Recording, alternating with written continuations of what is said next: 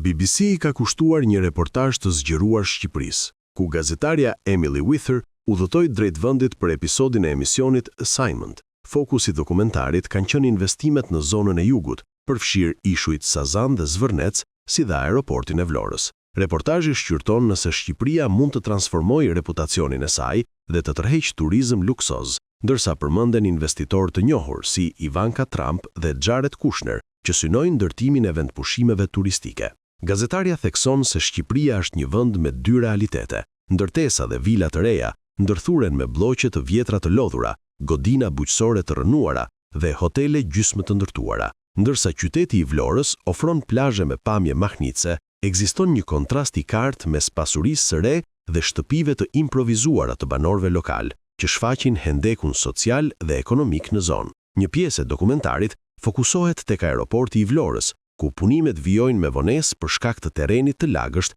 dhe përmbytjeve. Emily Wither evidenton vështirësitë në ndërtim dhe rreziqet që këto kushte mund të sjellin për projektet turistike. Biologu Xhemal Xheri tregon se zona shpesh përmbytet, duke vënë në pikpyetje qëndrueshmërinë e investimeve të mëdha në infrastrukturë.